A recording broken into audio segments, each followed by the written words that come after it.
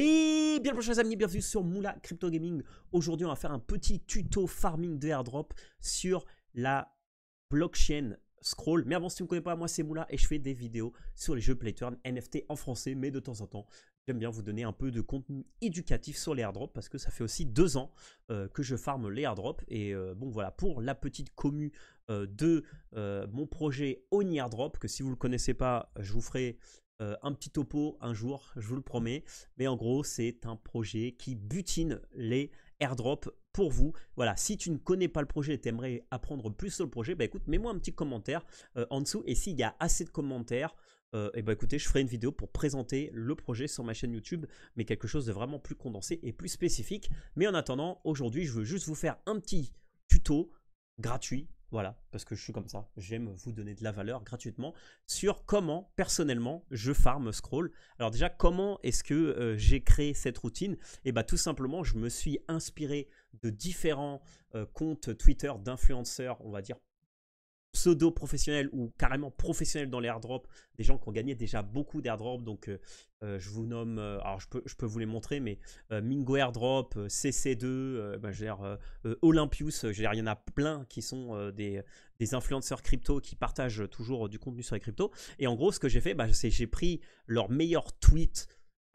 et leur meilleur contenu sur Scroll, et puis moi j'ai réoptimisé, j'ai refiltré sur ce que je pensais qui était intéressant de faire sur Scroll, quelque chose qui coûte pas trop cher, qui est rapide à faire et qui est facile. Et ici vous pouvez voir bah, la routine que j'ai créée moi personnellement, optimisée et avec du sens. Voilà.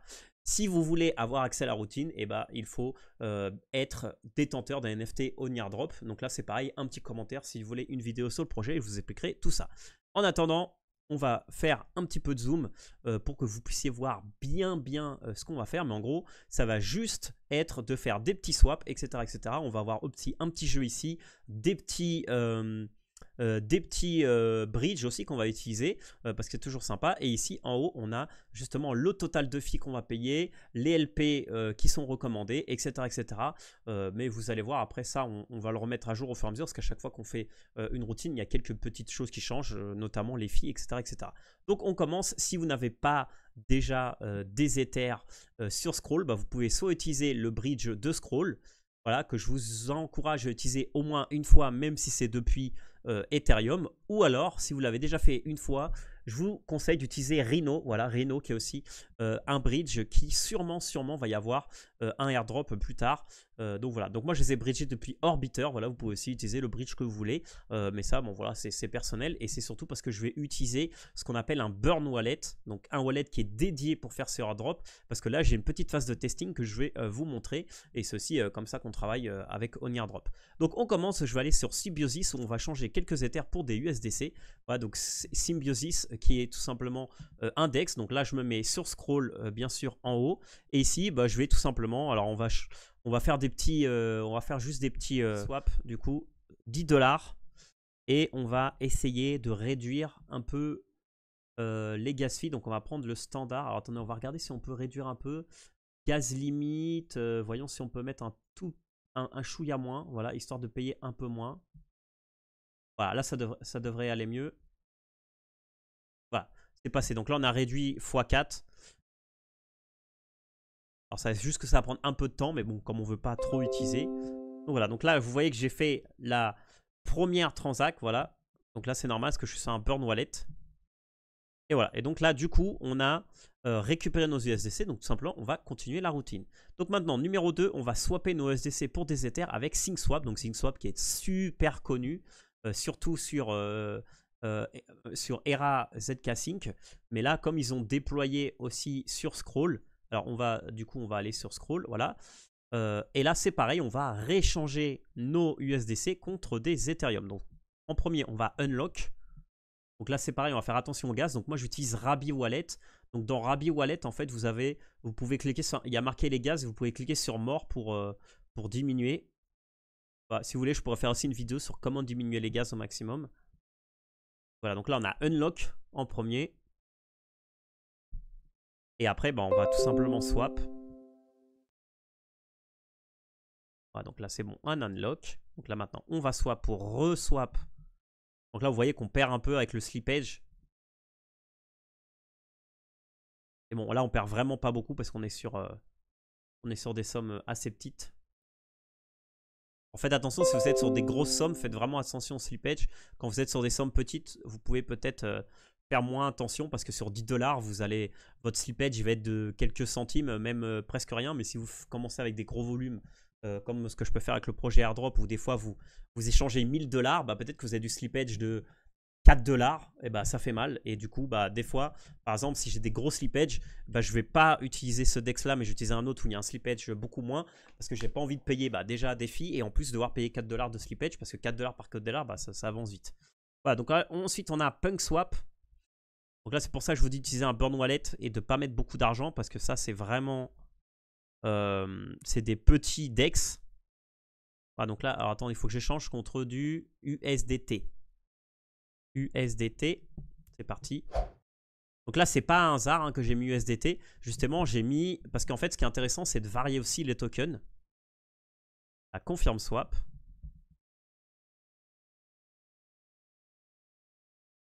Et pour info, alors de 1, comment vous pouvez savoir si une application est légite? Alors de 1, bah déjà, si elle est recommandée par des influenceurs, c'est déjà un bon filtre. Mais le deuxième filtre, ça serait tout simplement d'aller sur Scroll. Alors attendez, je vous le montre parce que je pense que c'est intéressant. Voilà, vous allez ici sur scroll.io. Là, vous allez sur Explore, écosystème. Et en fait, ici, si vous descendez, vous avez toutes les apps. Voilà. Et si l'app, elle est ici, c'est encore aussi un indicateur que c'est quelque chose que vous pouvez utiliser. Voilà. Et après, c'est pas... Bon, je veux dire, il ne faut pas tout prendre comme argent comptant. Voilà. Donc voilà, donc là c'est bon, j'ai mes USDT. Maintenant je vais aller sur Mason et je vais échanger mes USDC. Donc là du coup je suis sur Mason et là tout simplement je vais bridger mes USDT Scroll contre des USDC de Arbitrum. Voilà, tout simplement parce que Arbitrum c'est pas trop cher. Après vous pouvez peut-être utiliser Polygon si vous voulez. Là je vous laisse faire les tests. Moi je vais utiliser Arbitrum. Donc là on va approve. Là, on pourra faire Customer Approval si vous avez vraiment beaucoup de moulins et vous avez un peu peur. Mais là, par exemple, j'ai que 12 USDC, donc ça ne me dérange pas trop de faire un approval sur tous mes USDC illimités. Parce que je sais que je ne vais pas mettre beaucoup d'USDC. Sur un compte où vous avez beaucoup d'argent, faites un Custom Approval Amount. Ou alors, vous faites comme moi, chaque semaine, vous allez sur Revoke. Et vous revoquez chaque semaine tous les risques que vous avez. Voilà, ça c'est des petites routines qu'on met en place pour farmer efficacement. Donc là, je suis en train de faire du coup de scroll à Arbitrum. Donc sur Arbitrum, il faut bien sûr des Ethereum. Donc là, on va devoir attendre un peu. Et puis quand ça sera fini, on reviendra parce que ça prend un peu de temps. Ça prend comme peut-être une 5 bonnes minutes. Ok? Donc on revient dans 5 bonnes minutes et puis je vous montre la suite. Et nous sommes de retour les amis. Alors quand votre bridge a fini, vous avez un petit message voilà, que vous pouvez share à vos amis, comme quoi le swap a été fait. Donc voilà, donc maintenant je vais sur Index, par exemple PancakeSwap, pour pouvoir échanger mes USDT contre des Ethers. Donc voilà, vous pouvez utiliser PancakeSwap, vous pouvez utiliser un autre. C'est juste pour faire ici le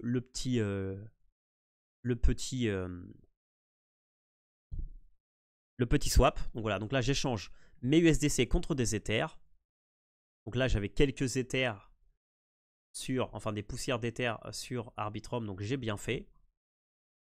Et après tout simplement, une fois qu'on aura fait ça, on va utiliser un bridge dans l'autre sens. Et en fait le but c'est d'utiliser deux bridges qu'on utilise qui sont utilisés avec Scroll et qui donnent potentiellement des airdrops. Voilà, tout ce qu'on fait c'est pour des éventuels airdrops.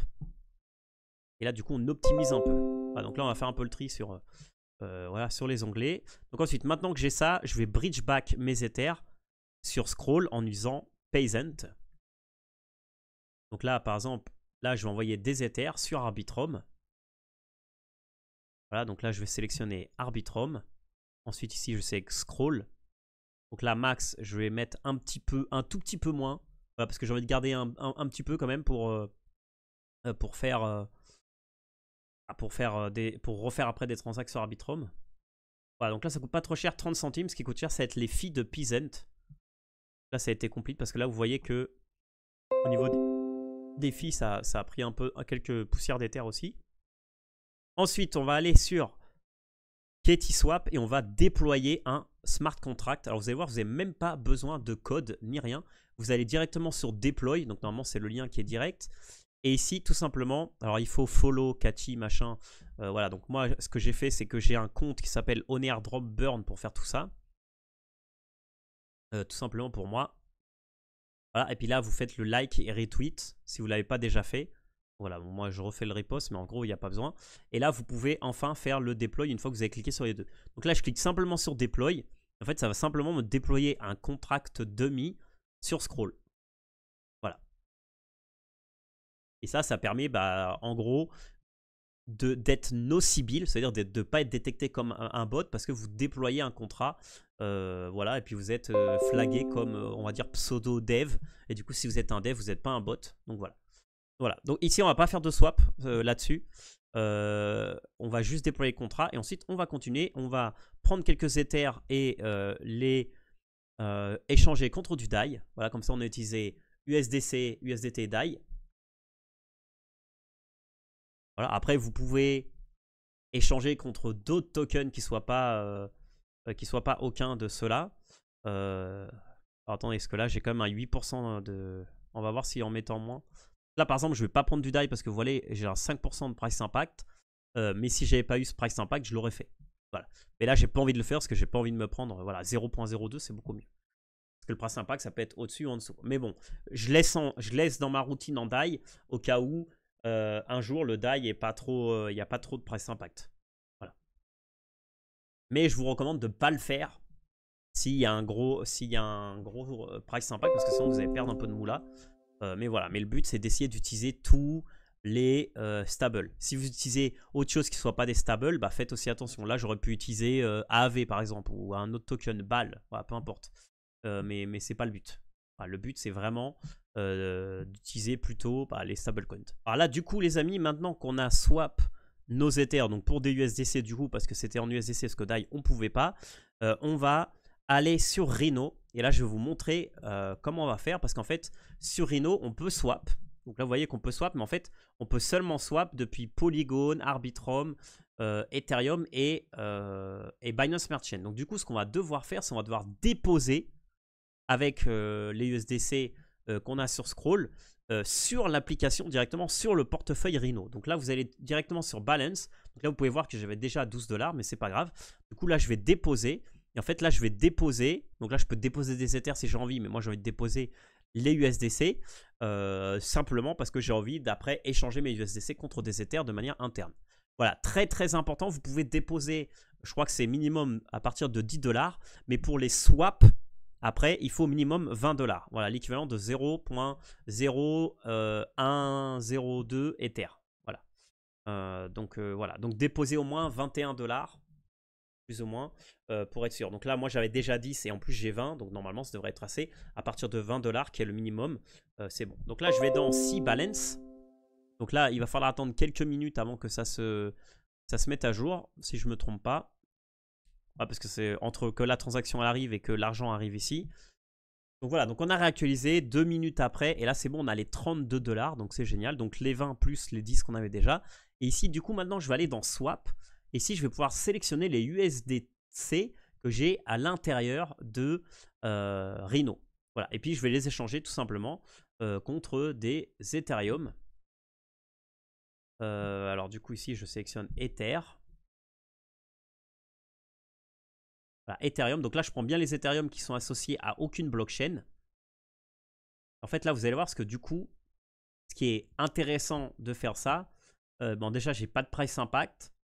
Le max slippage est très bas. Et en plus, comme c'est interne à Rhino, bah, je ne paye pas de gaz. En fait, c'est gaz free. Voilà. Et en fait, là, maintenant, tout simplement, maintenant, j'ai des Ethers. Et bah, tout simplement, maintenant, je vais withdraw mes Ethers.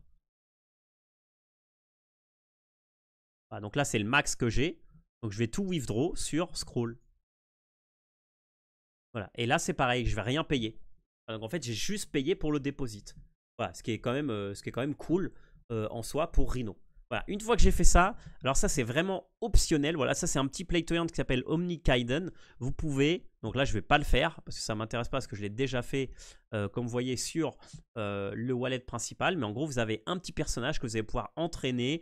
Vous allez pouvoir vous battre contre des monstres. Voilà, j'ai juste voulu inclure un petit play to earn où ils ont dit qu'ils allaient faire un petit airdrop potentiel de NFT. Donc voilà, donc j'ai voulu tenter le coup pour après revendre ce NFT pour le projet. Voilà. Et donc du coup ici on continue et on va utiliser un nouveau protocole qu'on m'a recommandé qui s'appelle Ambient, où là on va tout simplement swap des Ethers contre des USDC encore une fois. Donc là on pourrait essayer d'utiliser DAI. Donc là du coup je suis sur Ambient et là ce qu'on va faire c'est swap des Ethereum contre des USDC. Là je suis bien sur Scroll, donc là on va échanger pour l'équivalent de 20 $. Donc là en fait je le fais directement au prix du marché.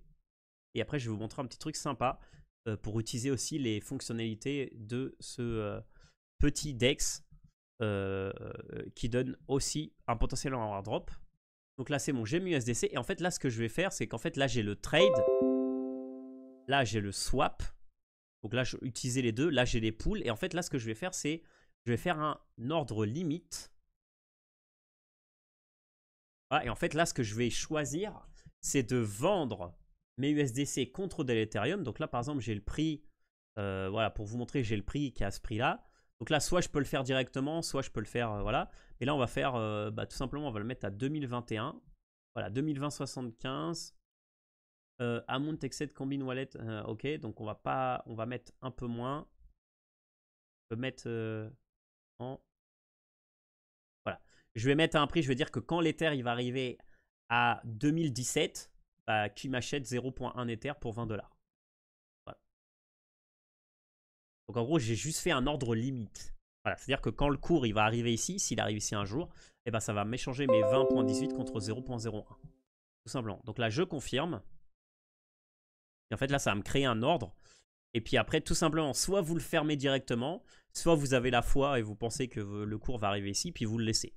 Alors en gros, l'idée, c'est juste d'utiliser les fonctions de Ambient. Une fois que j'ai fait le limite, quand je vais dans Trade Limit, en fait, ici, on voit qu'il y a mon ordre qui a été passé à 4 minutes. Donc là, le buy de limite de 20.18 de 0.1 Ether au prix de... Alors, c'était 2018. Et en fait, là, tout simplement, j'ai un petit bouton Remove. Et en fait, là, tout simplement, je peux remove l'order limit. Donc là, pour la forme, je vais le laisser un peu pour l'histoire de... Voilà, à la prochaine fois, je le retirerai. Ou dans 5 petites minutes, histoire de laisser un peu de volume. Là, même, c'est pas grand-chose.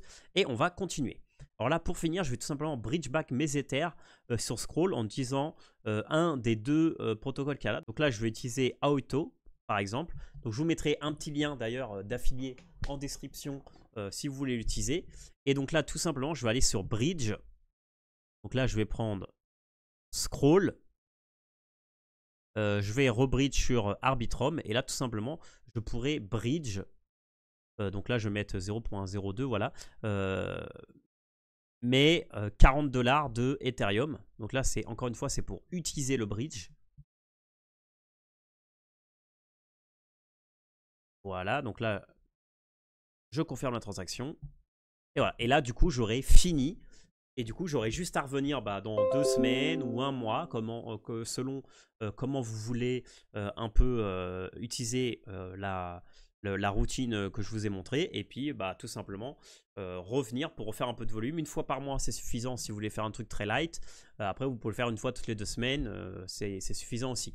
Voilà, petite chose aussi à part. Ici, vous pouvez aussi déployer un contrat si vous le désirez sur Alto. Voilà, vous pouvez le faire. Moi, comme j'ai déjà déployé sur un autre, voilà, c'est tout simplement, vous pouvez le faire ici. Voilà, puis là, vous pouvez checker votre éligibilité en tant que développeur de Scroll qui vous permet d'avoir le 9 décembre, quand ça sera fini, vous avez pour le faire, ce qui vous permettra d'avoir un petit NFT. Donc là, si je check mon évaluabilité, là, je suis available parce que j'ai déjà déployé un contrat sur KatiSwap. Voilà. Et écoutez, c'est tout pour cette petite vidéo sur le farming des airdrops sur la blockchain Scroll. Voilà, si vous avez des questions ou si vous voulez du contenu sur le projet OniAirdrop, n'hésitez pas, mettez un petit like, mettez un petit commentaire, abonnez-vous à la chaîne YouTube et puis on se voit dans une prochaine vidéo sur du Play to Earn ou sur du airdrop. On verra un peu selon les envies que vous avez. Voilà, c'était la Moula. Merci à tous. Ciao!